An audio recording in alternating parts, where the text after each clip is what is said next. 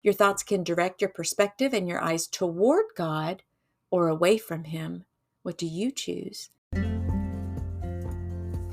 Hey there, I'm Victoria, a certified Christian life coach, author, motivational speaker, and university educator, and I am obsessed with helping you navigate through life's ups and downs so that you can live day by day in God's peace despite the many external demands on your time and energy. The Choose to Think Inspirational podcast is about the delicate dance between God transforming you from the inside out and your personal responsibility for change, maturity, and refinement as a Christ follower. On the show, I'll help you connect the dots between your faith and your life in practical, meaningful ways while giving God room to do what only He can do, and so that you can shine your light for Christ and be better equipped to serve your family and help others around you. You can change every area of your life, one thought at a time. Welcome back to the Choose to Think Inspirational podcast, Brain Changer. Let's dive in.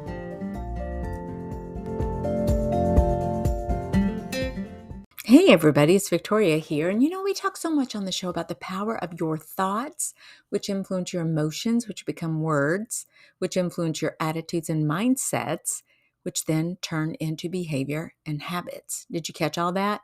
Thoughts, emotions, and words, attitudes, mindsets, behavior, habits.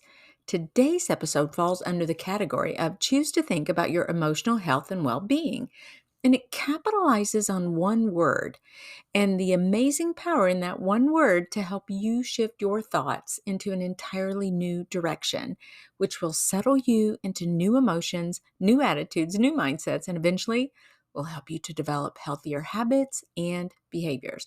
Raise your hand if you'd like that. I'm over here like waving both arms saying, yes, I want to do that.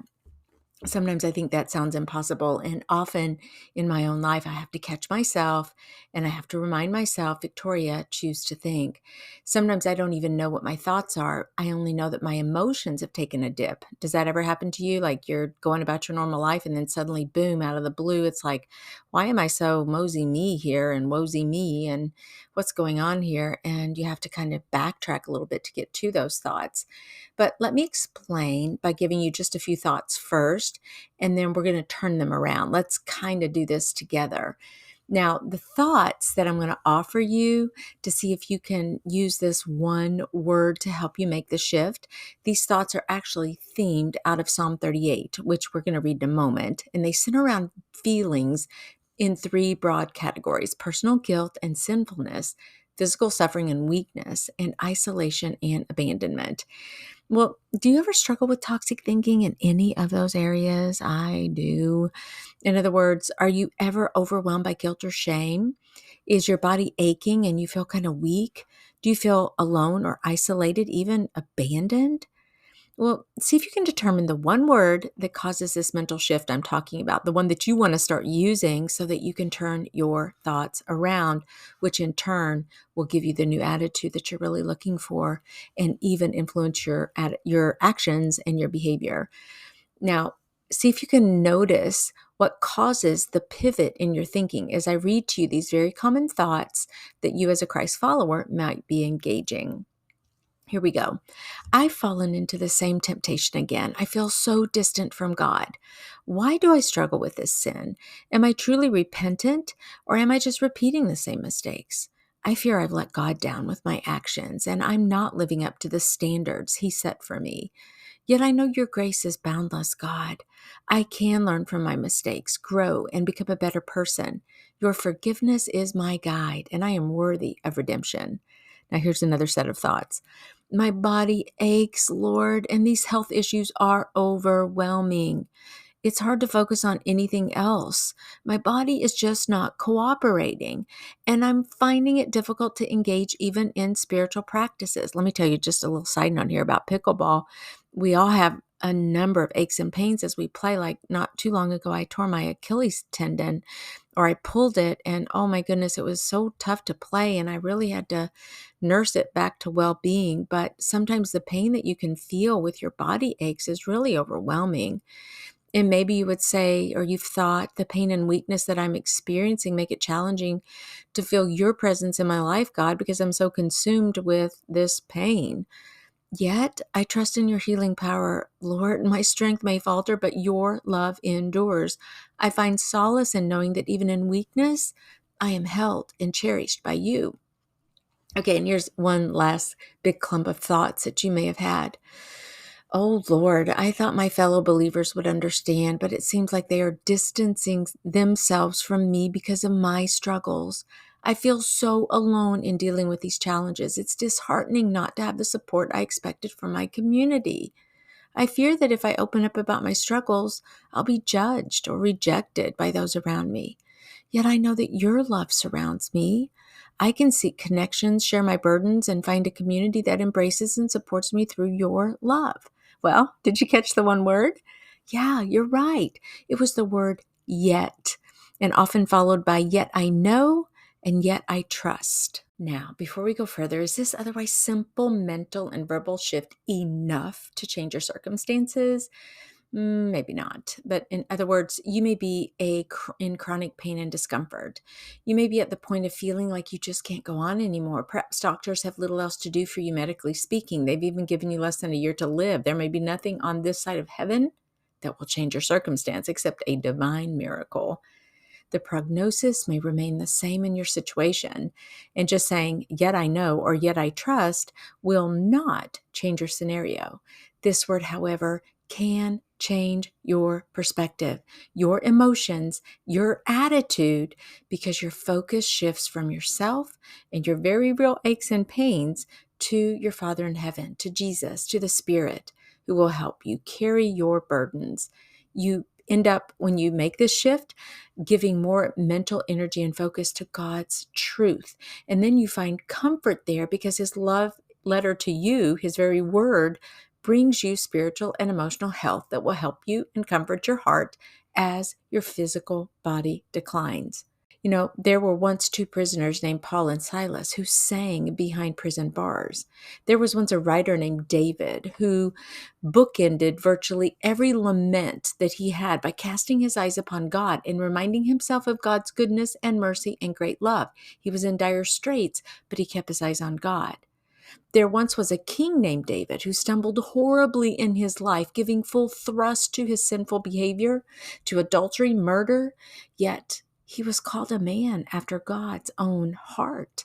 There was once a woman named Mary Magdalene who was outcast and abandoned in her community as the enemy of her soul had demonically tramped her down, yet who later became a devoted follower of Jesus. There was once a prostitute named Rahab, who's included in the historical lineage and family tree of Jesus himself. There was once an unnamed sinful woman who entered the house where Jesus was dining, washed his feet with her tears, anointed his feet with her perfume that she had, and wiped his feet with her hair. There was once a genius named Paul who radically converted to becoming a Christ follower and who wrote the lion's share of the New Testament. And he was plagued, presumably for his entire life, with a thorn in his side.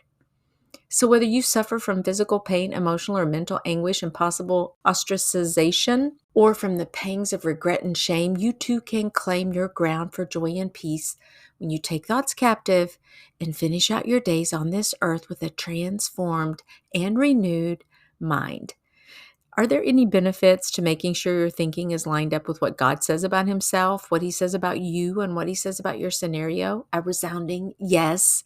Very quickly, let me give you 10 reasons why thinking life-giving positive thoughts and repeating this truth or these truths can be highly beneficial for the brain and overall mental well-being in your life. It's high time to elevate your love and faith with Pickleball Passion, a marriage devotional. Strengthen your connection on and off the court in just 21 days. Each day's devotion guides you to a deeper, more fulfilling marriage and offers you tips and tricks while playing pickleball together, whether you're a seasoned pickleball enthusiast or just starting out. This devotional is your ticket to a joyful journey of love and faith. Order now and make 2024 the year your relationship thrives and you level up your game. Number 1, reduction of stress. God-honoring thinking triggers the release of neurotransmitters like serotonin and endorphins, which contribute to feelings of well being and happiness. This counteracts the stress response and helps reduce the production of stress hormones like cortisol, which will promote a more relaxed state for your brain. Number two, enhanced neuroplasticity. Remember, neuroplasticity is the scientifically proven notion that your brain can change. It's moldable, it's changeable. Your thoughts really do matter. God honoring thinking can contribute to positive changes in neural pathways through neuroplasticity. By engaging in constructive and affirming thoughts, you can create adaptive connections in your brain, making it easier to adopt healthier and more positive perspectives. In other words, the more God honoring thoughts you engage, the more God honoring feelings you will feel, mindsets you will adopt, attitudes you will have, and consequently, your behavior will follow suit. And by the way, side note, I'm not saying that feelings and being emotional are not God given qualities and characteristics. He created us. We are His creatures. We are made in His image. God Himself, Jesus, they were very demonstrative in so many ways with their emotions. So, emotions in and of themselves, of course, are not bad. It's a God given part of being a human creature. And I'm so glad that we have emotions because I like to feel happy. And truly, I probably understand happiness a lot better to a larger degree because I felt sad because I've been depressed before. The issue here is that we don't want to get stuck in any emotion for too long, especially those that are a little bit troublesome, because then we can find ourselves in a real position of angst and more constant or chronic depression, anxiety, that sort of thing. And stress, let's talk about stress, though that's not really an emotion, but we want to make sure that we have a real balance about how we're doing our lives, our self-awareness, how we're processing the troublesome things that happen in our day. So here, what we're talking about is that your brain can change and you can adopt and foster healthier perspectives and attitudes and mindsets. And it really starts with your thoughts. So being mindful of your thoughts is a real critical first step. But the fact that you can change is what's so positive here and what's so amazing and miraculous. You don't have to stay stuck in any emotion, especially if you're not enjoying it for too long. You can ask God, hey, Lord, help me to learn through this as I'm going through this, because we know we can't get around most things that we face. We must go through them instead, and God will help you every step of the way. So number 3, improved mood and emotional regulation. And that's kind of what I was talking about. It's the emotional regulation part. We're regulating our emotions, so to speak. God honoring thoughts are associated with positive emotions. Repeating positive affirmations or focusing on optimistic perspectives can contribute to improved mood and emotional regulation. This positivity can act as a buffer against the onset of mood disorders, or they can also help you to manage existing emotional challenges. To me, this is kind of the cherry on top. I love this aspect of my brain, knowing that I don't have to stay stuck anywhere, that with God's help, with His Word, by His Spirit, I can move out of those just by choosing to think. Number 4, cognitive benefits. This is a good one. God perspective thinking is linked to enhanced cognitive functions such as better problem solving. When you're stuck in the cortisol cycle and you're stressed, it's hard to make really good decisions. But when you pull your way around that and your perspective is about God and His view, and you're using His Word to guide you, then you're going to be better able to solve problems. You're going to be able to make decisions in an improved manner, and you're going to actually have increased creativity. Isn't that nice? Because you get all the junky thoughts out of the way. It just opens the page for something fresh and something new, and it allows you to actually engage your brain and think and be creative. It fosters a more optimistic mindset and enables you to approach challenges with resilience and a solution-oriented mindset. I love that part. When Jim Jim and I, for example, have a troubling situation together, say in our marriage, or we've got a problem, or maybe we're at odds with each other. Generally, when some event occurs or we have an argument or something's going on there, and it could even be something repeated, the next morning after that, after the dust settles, I get my journal out and I begin to process. I call it processing. And that's a little bit of what's happening here. And I am looking for solutions when I do that. So I get my piece of paper out and I'm like, okay, here's the issue. And then I ask God to help me examine my own heart. What is going on in my heart, Lord? Why am I feeling these things? Why am I thinking these things? Why am I saying these things, right? Because our words are reflective of what's housed in our hearts. And if icky stuff is coming out of your mouth, you can rest assured that there's icky stuff brewing in your heart. So all these things are indicators that it's a heart change that needs to happen. And gosh, I wish that I could do all the heart changing on my own, or that there were some magic potion I would just go boom and make sure that I was only thinking and saying things that were proper and having the right attitude and God honoring mindsets and all that. But it doesn't work that way. God is the one who changes you.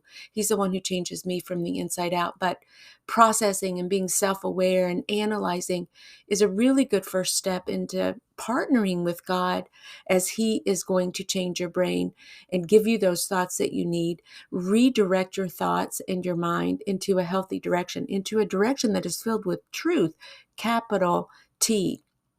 So remember that when you're on the right track here, you're going to always be looking for solutions. You're not going to stay focused on the problem, the issue at hand, but instead you want to look beyond that and say, okay, how can I solve this? What, for example, can Jim and I do differently that will allow us to have a better outcome the next time something like this happens?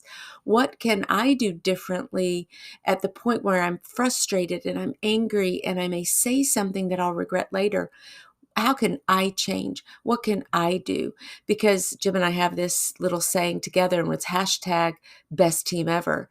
I love that because I'm reminded of that often. And even just snagging some little thought like that, hashtag best team ever. When I do that, it brings a freshness to my brain. It makes me happy. It makes me think, oh yeah, we're on the same team here. The enemy of our soul would love nothing more than for us to be divided, argumentative, divisive and all that, but we're not going to go there because we're the best team ever and we're working together on these things.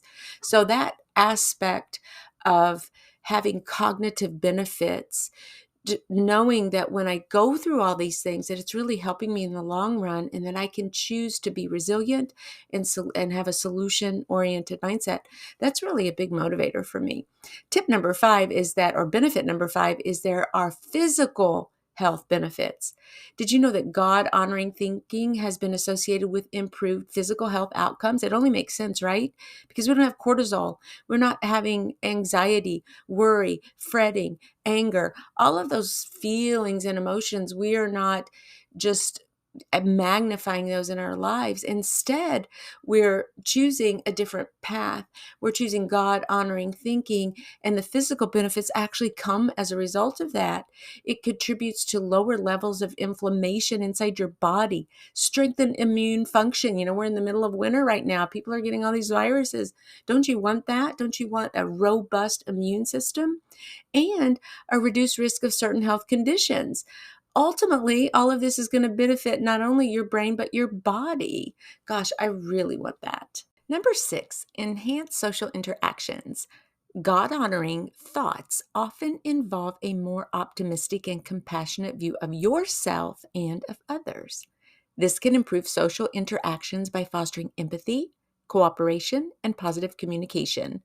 Positive relationships and social support are vital for overall mental health. Number 7, optimism and resilience. Repeating biblical truths fosters an optimistic and resilient mindset. Believing in God's abilities, acknowledging His strengths, and focusing on positive aspects of whatever situation you're in can enhance resilience in the face of challenges. And notice that I said God's abilities, God's strengths, because on our own, we can't do it. We're not enough. We don't have what it takes. all those affirmations where you are enough, that's really not true. I love knowing that I'm not enough. I don't have to be enough. I don't have what it takes, but I know who does. And I'm going to lean into him and his abilities and his strengths. That's how things get done. That's how we partner with the Spirit in this 21st century day-to-day living. Number 8, breaking negative feedback loops. Ooh, I love this one. God-honoring thinking disrupts negative feedback loops that may be perpetuating toxic thought patterns. By intentionally focusing on life-giving thoughts and affirmations, you can redirect your mental energy toward healthier and more constructive patterns. This kind of goes back into neuroplasticity. You are breaking the negative feedback loops, building positive feedback loops, and much more constructive patterns in your brain, which will lead to healthy thoughts, healthy words, healthy mindsets, healthy attitudes, and healthy behavior. Number 9, enhanced self-efficacy. Now, we're not going to get too hung up on this, but you should know that repeating God-honoring truths can contribute to a sense of peace and joy as you rely on God to comfort you and fill you with his peace. Believing that you're yoked with Christ and that he will do the heavy lifting will help you overcome challenges and achieve goals. You'll be growing these positive mindsets and you'll be motivated to take more constructive actions. So it's like enhanced self-efficacy, but really you're relying on God to help you become more self-efficient, if that makes sense. And the last one, number 10, improved overall well-being, just in general. Cultivating God-honoring thoughts contributes to an overall sense of well-being, emotionally and physically. It creates a positive mental environment, will enhance your life satisfaction, and will contribute to a more fulfilling and meaningful life. So, is it worth it to add the word yet to your thinking? Remember, that's the little tool, the little tidbit that we're offering today is simply adding the word yet to your thinking. So, in other words, you're going down the wrong way with your thoughts and you're grumbling, you're complaining, you're moaning over something. And then, boom, you remember the word yet and you say, yet. That you use that word and you can add yet I know or yet I trust. You can add that to it if you want, but suddenly you're going to feel the pivot. You're going to sense the shift in your thinking, and then you're going to enjoy all these 10 benefits when you use the word yet to shift your thinking and to reorient your thoughts to something that's God honoring. Well, growing and fertilizing God-honoring, life-giving thoughts and repeating the truth are important for promoting mental, emotional, and physical well-being. These practices contribute to a positive mindset, to resilience, a more adaptive brain function, and ultimately will support a healthier and more satisfying life. Now, as we conclude, I'm going to leave you with the reading of Psalm 38. I do love what commentator Benjamin Wise had to say about this psalm. Quote, "The most wonderful features in this psalm are the depth of misery into which the psalmist gradually plunges in his complaints in the first part of it, the sudden grasp at the arm of mercy and omnipotence that is made in Psalm 38:8, and the extreme height of comfort and consolation that it reaches in the end." End quote. The psalmist is titled a Psalm of David for remembrance. David is aware of God's anger and fears divine punishment, which reflects a deep awareness of the consequences of his actions. He also longs for God's help and mercy. Despite the negative emotions David expresses, he also pleads for God's mercy and intervention. He recognizes his need for divine assistance. So let's listen to Psalm 38.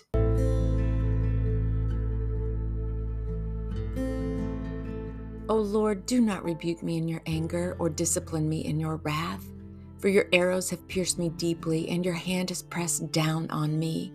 There is no soundness in my body because of your anger. There is no rest in my bones because of my sin. For my iniquities have overwhelmed me. They are a burden too heavy to bear. My wounds are foul and festering because of my sinful folly.